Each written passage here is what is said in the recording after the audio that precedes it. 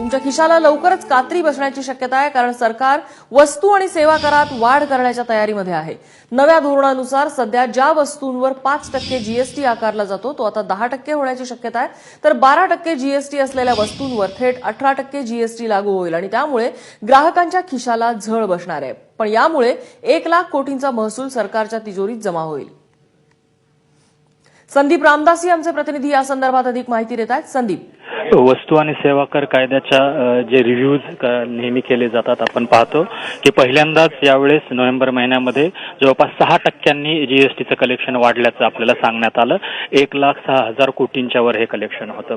आणखी कुठल्या पद्धतीनं सध्याच्या आर्थिक मंदीच्या परिस्थितीची नेहमीच आरोप केला जातो विरोधकांकडून, तर त्याच्यावर कशी मात करता येईल, आणखी कशा पद्धतीनं महसुली उत्पन्न हे वाढवता येईल, याचे वेगवेगळे प्रयत्न हे अर्थ मंत्रालयाकडून केले जात आहेत. त्याचाच एक भाग म्हणून सध्याचे जे हे 5, 12, 18 आणि 28% असे स्लॅब आहेत जीएसटीचे, तर त्यात काही बदल करता येईल का, याचा फेरविचार केला जाण्याची शक्यता आहे 18 तारखेच्या बैठकीमध्ये.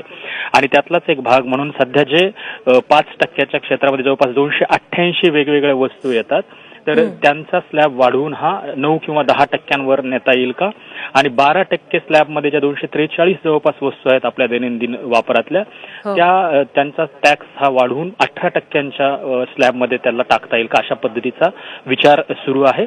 म्हणजे जवळपास 800 ते 900 अशा वेगवेगळ्या वस्तू आहेत ज्या 18% स्लॅबमध्ये जातील. आपल्याला माहिती आहे की मध्यंतरी बरीच त्याच्याबद्दलची टीका टिप्पणी झाल्यानंतर जवळपास 150 ते 160 वस्तू वरचा जीएसटी हा कमी करून 0 हा करण्यात आलेला होता.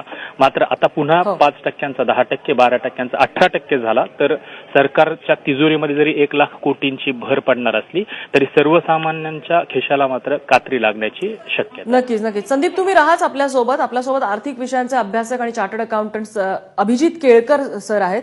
केळकर सर, तुम्ही या बदलांकडे कसे पाहताय? असे बदल जर आता येऊ घातले तर कसे परिणाम होऊ शकतात आपल्या दैनंदिन आयुष्यावर आणि अर्थव्यवस्थेवर सुद्धा? जीएसटी मध्ये 0%, 5%, 12%, 18% आणि 28% असे दर आहे. जीएसटीची जी संकल्पना आहे त्याच्यामध्ये एकच दर असायला हवा होता. मात्र आपला देश मोठा असल्यामुळे 5 वेगवेगळे दर त्यांनी ठेवले.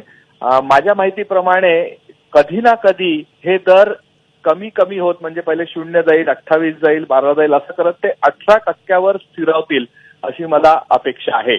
आणि येणारे जे बदल आहे, मला असं वाटतं हे त्याच दृष्टीने होतात आहे की खालचा दर कमी करणे, 12 करणे, 12चा 18 करणे, असं करत हळूहळू एकच दर आणणे अशी सरकारची मानसिकता याच्यातनं दिसते.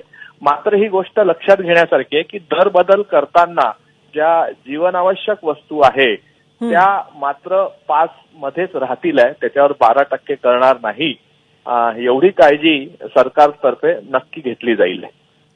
आता 0% स्लॅबमध्ये ज्या काही वस्तू आहेत त्यामध्ये भविष्यात काही बदल होऊ शकतात का? होऊ शकतात. कसं आहे, शेवटी किती दर असावा याच्याकरता नेहमी विचार विनिमय केला जातो. आणि जेव्हा एखादी कमोडिटी, एखादी वस्तू सरकारला असं वाटतं की ही 0% नको, ही 5% हवी किंवा 12% हवी, त्यानुसार त्यामध्ये हे बदल केलेच जातात. बरं. केळकर सर, धन्यवाद तुम्ही केलेल्या सगळ्या विश्लेषणाबद्दल.